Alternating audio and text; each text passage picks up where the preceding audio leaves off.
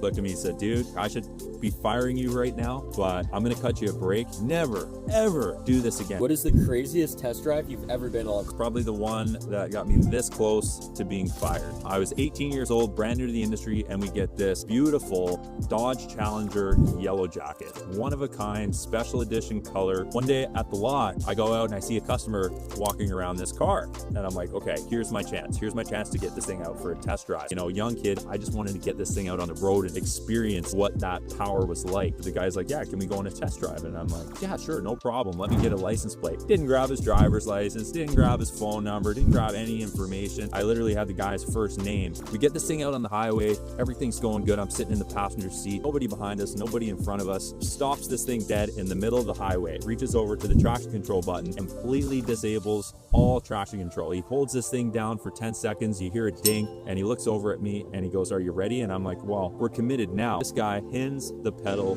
to the floor. The tires are spinning. Thing is revving, maxing right out. We're in one spot, creating a smoke cloud that you can see from a mile away. Finally, we cut through the smoke cloud, fire out, going down the highway. I don't know if I'm scared or excited. We get back to the lot, we pull the car in, and I look over at the guy and I'm like, okay, man, ready to write this up. And he says, oh no, I just wanted to test drive. And he leaves. And at this point, I'm scared. I'm new. I didn't follow the protocol. We just did a burnout in the $70,000 car. If I tell my manager what happened, he's gonna kill me. I park the car back where it was. I go inside and I don't say another word about it. 2 days later, my manager comes over to me and he goes, did you test drive the yellow jacket? And I said, oh yeah, I think so. And he says, yeah, come with me. And at this point, I'm scared, man. I'm like, well, that's it. It was a good run.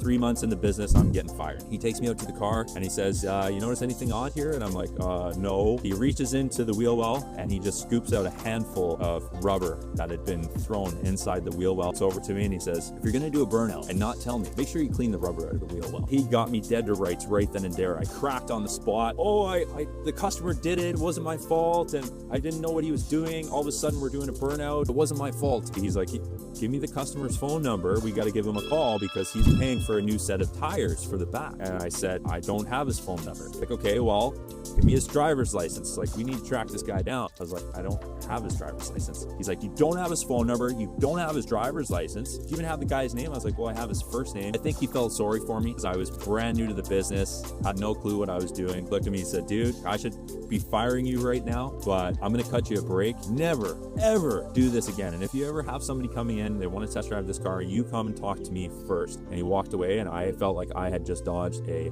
huge bullet. That was probably the craziest test drive that I've ever been on in my life.